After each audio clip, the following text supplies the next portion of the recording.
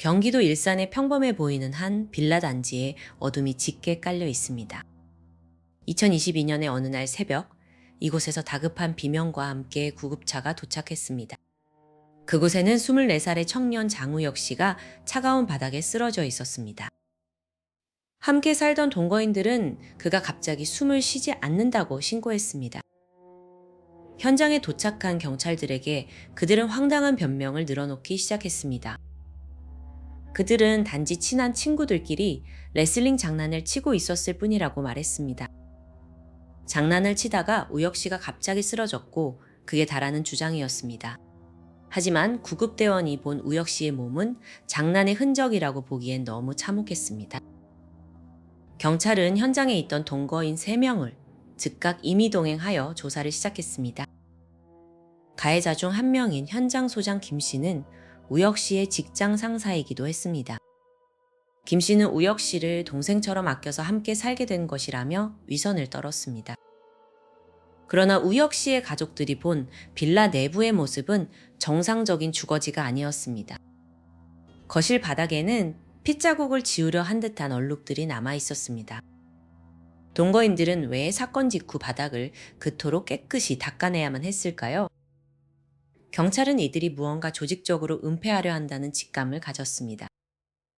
가해자들의 진술은 마치 미리 맞춘 듯 토씨 하나 틀리지 않고 일치했습니다. 하지만 우혁 씨의 휴대전화에서 발견된 기록들은 전혀 다른 진실을 말하고 있었습니다. 사망 전날까지도 우혁 씨는 누군가에게 끊임없이 감시와 지시를 받고 있었습니다. 주범 김 씨는 우혁 씨가 잠시라도 눈에 보이지 않으면 폭언을 퍼부었습니다. 24살 청년의 삶은 친구라는 가면을 쓴 자들에게 서서히 짓밟히고 있었습니다. 김 씨는 우혁 씨에게 진 빚이 많다는 이유로 그의 일당을 전부 가로챘습니다. 일터와 집, 그 어디에도 우혁 씨를 위한 안식처는 존재하지 않았습니다. 수사관들은 우혁 씨의 몸에 남은 멍 자국들이 하루아침에 생긴 것이 아님을 발견했습니다. 그것은 수개월에 걸쳐 반복된 구타와 학대의 흔적이었습니다. 가해자들은 왜 이토록 잔인한 짓을 장난으로 포장하려 했을까요? 사건의 실마리는 우혁 씨의 부검 결과에서부터 풀리기 시작했습니다. 법의학자의 분석은 가해자들의 진술을 완전히 뒤엎는 충격적인 내용을 담고 있었습니다. 부검인은 사인이 단순한 질식이 아닌 광범위한 내부 장기 손상임을 지목했습니다.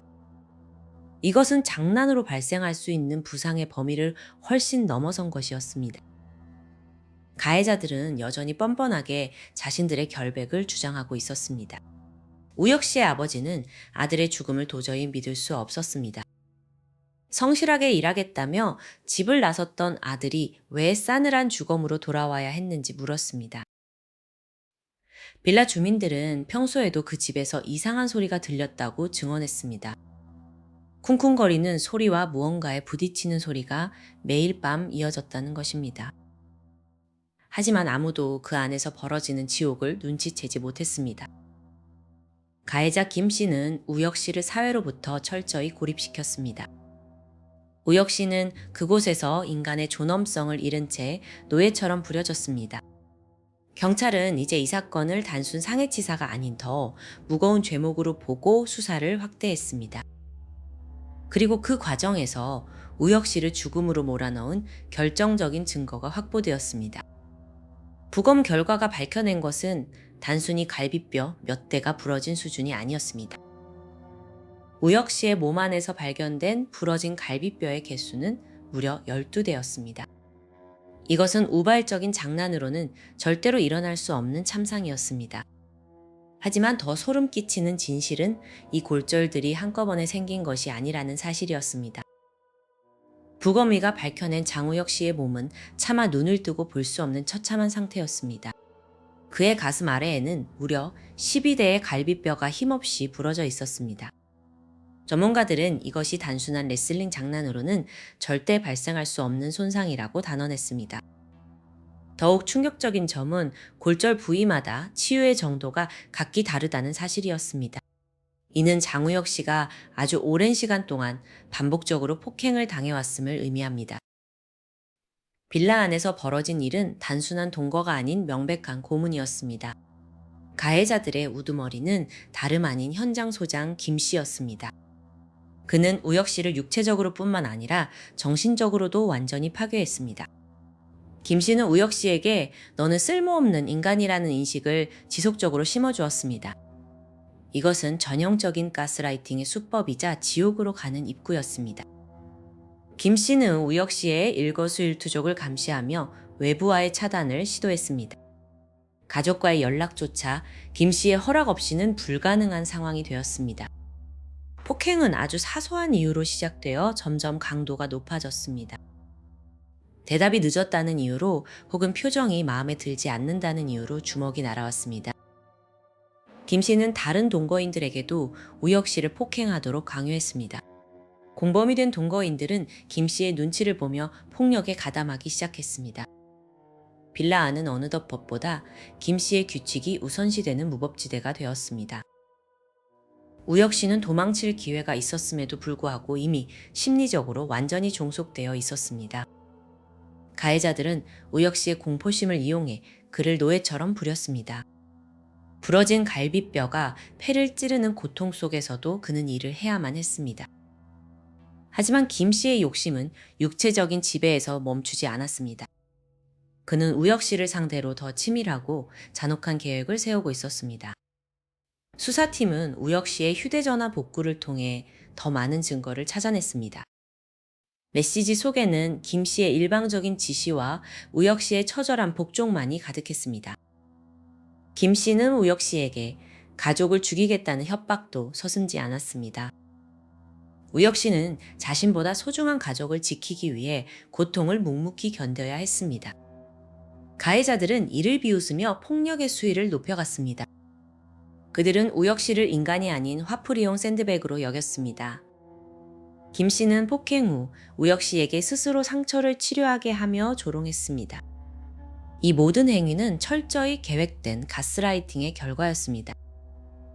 시간이 흐를수록 우혁 씨의 몸과 마음은 돌이킬 수 없을 정도로 망가져갔습니다. 빌라 주변 이웃들은 가끔 들려오는 둔탁한 소음을 기억하고 있었습니다. 하지만 그 누구도 그 소음이 한 청년의 비명이라는 것을 알지 못했습니다. 김 씨의 지배력은 공포라는 수단을 통해 완벽하게 구축되었습니다. 부검 결과는 가해자들의 레슬링 장난 주장을 정면으로 반박하는 강력한 증거가 되었습니다. 수사관들은 이제 단순 폭행이 아닌 고의적인 살인의 가능성을 의심하기 시작했습니다. 하지만 김 씨는 여전히 뻔뻔한 태도로 일관하며 혐의를 부인했습니다. 피해자는 죽어서 말하고 있었지만 가해자들은 살아서 거짓을 말하고 있었습니다. 이들의 악행은 육체적 폭행에서 그치지 않고 더욱 비열한 방식으로 뻗어나갔습니다. 김 씨가 우혁 씨의 이름으로 빌린 거액의 대출 서류들이 발견된 것입니다. 그런데 수사팀은 김 씨의 서랍 깊숙한 곳에서 예상치 못한 또 다른 이름의 통장들을 발견하게 되는데 수사관들이 발견한 통장 뭉치는 김 씨가 우혁 씨를 어떻게 노예처럼 부렸는지 증명하는 결정적 증거였습니다. 김 씨는 우혁 씨의 이름으로 개설된 통장을 직접 관리하며 모든 입출금 내역을 통제했습니다. 매달 입금되는 우혁 씨의 고된 노동의 대가는 단 몇 분 만에 김 씨의 계좌로 빠져나갔습니다. 우혁 씨가 손에 쥘 수 있었던 돈은 하루 식대에도 못 미치는 단돈 몇천 원뿐이었습니다. 김 씨는 우혁 씨를 완전히 장악하기 위해 존재하지도 않는 가공의 빚을 만들어내기 시작했습니다. 작업 도구를 망가뜨렸다는 핑계나 업무 실수를 빌미로 수천만 원의 위약금을 청구한 것입니다. 사회 경험이 부족했던 우혁 씨는 김 씨의 위협적인 태도에 눌려 말도 안 되는 빚을 자신의 짐으로 받아들였습니다. 김 씨는 우혁 씨의 휴대전화를 수시로 검사하며 가족이나 친구와의 연결고리를 차단했습니다. 만약 도망치거나 신고하면 가족들을 찾아가 가만두지 않겠다는 협박이 매일같이 이어졌습니다. 우혁 씨에게 집은 안식처가 아니라 김 씨의 감시가 24시간 계속되는 감옥이었습니다. 가해자들은 우혁 씨가 번 일당을 가로채는 것에 그치지 않고 대출까지 강요했습니다. 제2금융권과 대부업체까지 동원된 대출금은 모두 김 씨의 사치와 유흥비로 탕진되었습니다. 정작 돈을 빌린 우혁 씨는 끼니조차 제대로 챙기지 못해 체중이 급격히 감소했습니다. 김 씨는 우혁 씨가 지쳐 쓰러질 때마다 폭력을 휘두르며 정신을 차리라고 윽박질렀습니다. 그는 우혁 씨에게 너는 쓸모없는 인간이라는 말을 세뇌하며 자존감을 완전히 짓밟았습니다. 이러한 가스라이팅은 우혁 씨가 탈출할 의지조차 갖지 못하게 만드는 보이지 않는 쇠사슬이 되었습니다. 더욱 충격적인 것은 김 씨가 우혁 씨의 부모님에게까지 연락해 돈을 요구했다는 사실입니다. 아들이 사고를 쳐서 합의금이 필요하다는 거짓말에 부모님은 노후 자금까지 털어보냈습니다. 김 씨는 이 돈을 우혁 씨의 빚을 갚는 데 쓴 것이 아니라 자신의 도박 자금으로 사용했습니다. 우혁 씨가 사망하기 직전까지 확인된 갈취 금액만 수억 원에 달했습니다. 김 씨에게 우혁 씨는 동료나 동생이 아니라 단순히 돈을 뽑아내는 기계에 불과했던 것입니다. 시간이 지날수록 우혁 씨의 몸은 망가져갔지만 김 씨의 압박은 더 거세졌습니다. 김 씨는 우혁 씨가 아파서 쉬고 싶다고 말할 때마다 무자비한 구타를 가했습니다. 폭행의 강도는 날이 갈수록 심해졌고 우혁 씨의 뼈는 소리 없이 부러져 가고 있었습니다. 하지만 우혁 씨는 병원조차 마음대로 갈 수 없는 철저한 통제 속에 갇혀 있었습니다. 김 씨는 다른 동거인들에게도 우혁 씨를 감시하고 폭행에 가담할 것을 명령했습니다. 공포 정치를 통해 빌라 내부를 자신만의 작은 왕국으로 만든 것입니다. 함께 일하던 동료들도 김 씨의 보복이 두려워 우혁 씨의 비명을 외면했습니다. 우혁 씨는 자신이 죽어야만 이 지옥 같은 삶이 끝날 것이라고 생각했을지도 모릅니다. 사건 발생 한 달 전 우혁 씨는 잠시 본가를 방문할 기회가 있었습니다. 부모님은 몰라보게 수척해진 아들의 모습에 가슴이 무너졌지만 우혁 씨는 아무 말도 하지 못했습니다. 주머니 속에서 계속해서 울리는 김 씨의 독촉 전화 때문이었습니다. 결국 우혁 씨는 부모님께 도움을 요청하지 못한 채 다시 지옥으로 발걸음을 옮겼습니다. 수사팀은 김 씨의 휴대전화 포렌식을 통해 소름 끼치는 대화 내용을 복구했습니다. 오늘 일당 안 나오면 죽을 줄 알아라는 메시지는 단순한 경고가 아닌 일상이었습니다. 김 씨는 우혁 씨의 매 순간을 위치 추적 앱으로 감시하며 숨통을 조였습니다. 이러한 정신적, 경제적 압박은 우혁 씨를 극심한 스트레스와 무기력증에 빠뜨렸습니다. 그는 마치 영혼이 빠져나간 인형처럼 김 씨가 시키는 대로만 움직이는 상태가 되었습니다. 김 씨의 착취는 우혁 씨가 더 이상 돈을 벌어올 수 없는 몸 상태가 되어서도 멈추지 않았습니다. 오히려 돈이 나오지 않자 김 씨의 분노는 걷잡을 수 없는 폭력으로 변질되었습니다. 그리고 그 광기 어린 집착은 결국 우혁 씨의 마지막 숨통을 끊어놓을 비극적인 그날로 향하게 됩니다. 사건 당일 김 씨는 평소보다 훨씬 더 잔혹한 계획을 세우고 있었습니다. 그는 우혁 씨에게 도저히 불가능한 미션을 주며 실패할 경우의 대가를 예고했습니다. 우혁 씨는 떨리는 목소리로 알겠다고 대답했지만 그것이 그의 마지막 목소리가 될 줄은 아무도 몰랐습니다. 그런데 사건 현장을 다시 조사하던 경찰은 김 씨가 숨겨둔 의문의 비밀 수첩 하나를 더 찾아내며 수사는 급물살을 타게 되는데 수사관이 조심스럽게 펼쳐둔 김 씨의 비밀 수첩에는 우혁 씨의 1분 1초가 기록되어 있었습니다. 수첩의 첫 페이지부터 마지막까지 적힌 내용은 사람이 사람에게 할 수 있는 기록이라고는 믿기 어려웠습니다. 사건 당일인 2022년의 그날, 김 씨의 집착은 극도에 달해 있었습니다.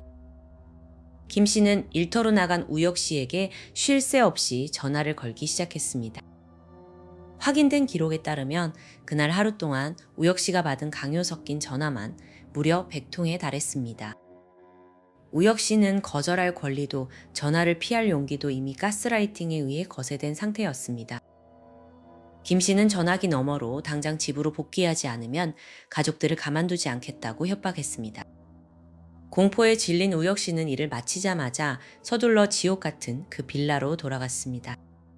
현관문을 여는 순간 그를 기다리고 있었던 것은 김 씨와 일행들의 싸늘한 시선이었습니다. 김 씨는 우혁 씨가 들어오자마자 발로 가슴을 걷어차며 레슬링 놀이를 시작하겠다고 선언했습니다. 하지만 그것은 스포츠나 놀이가 아닌 일방적인 집단 구타와 고문이었습니다. 우혁 씨는 바닥에 쓰러진 채 살려달라고 애원했지만 가해자들은 웃으며 폭행을 이어갔습니다. 부검인은 우혁 씨의 폐가 흉부에 가해진 강한 압박으로 인해 제 기능을 잃었다고 설명했습니다. 12대의 갈비뼈가 부러져 장기를 찌르는 고통 속에서도 그는 비명조차 지를 수 없었습니다.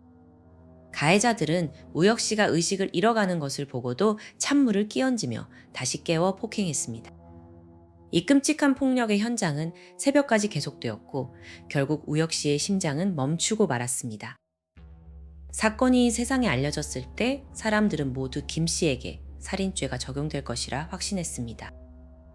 하지만 검찰의 공소장에는 살인죄가 아닌 상해치사라는 낯선 죄명이 적혔습니다.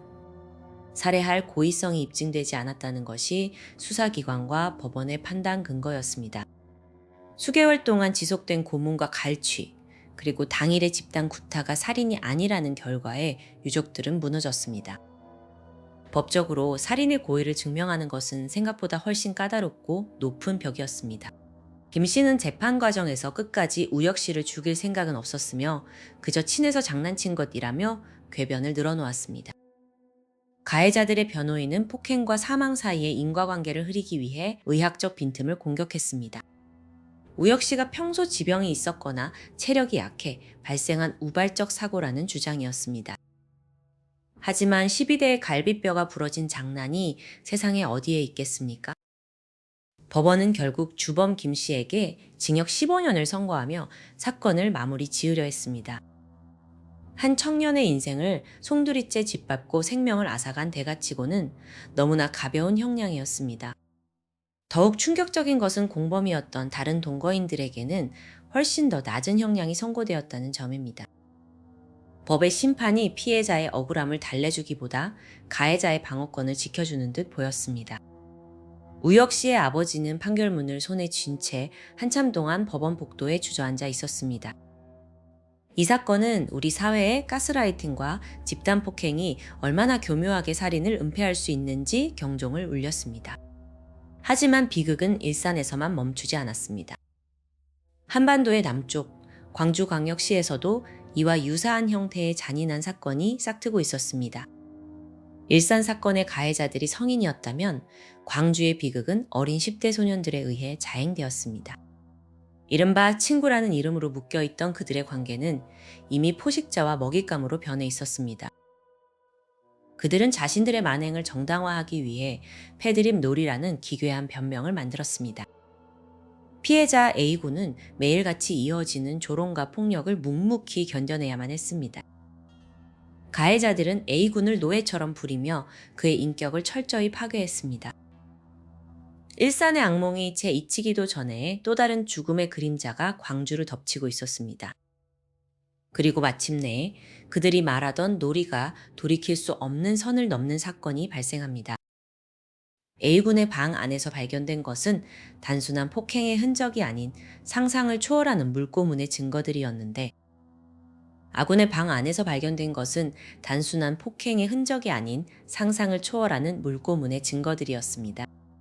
2019년 6월 광주광역시 북구의 한 원룸에서 18살 A군이 숨진 채 발견되었습니다. 신고를 받고 출동한 경찰이 마주한 현장은 참혹함 그 자체였습니다. 가해자들은 놀랍게도 A군과 함께 지내던 소위 친구라고 불리던 4명의 10대 소년들이었습니다.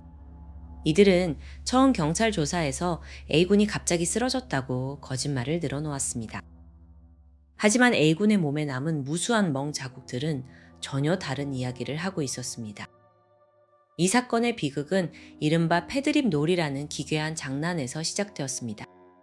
가해자들은 서로의 부모를 욕하게 시키고 이를 제대로 하지 못하면 폭행을 가했습니다.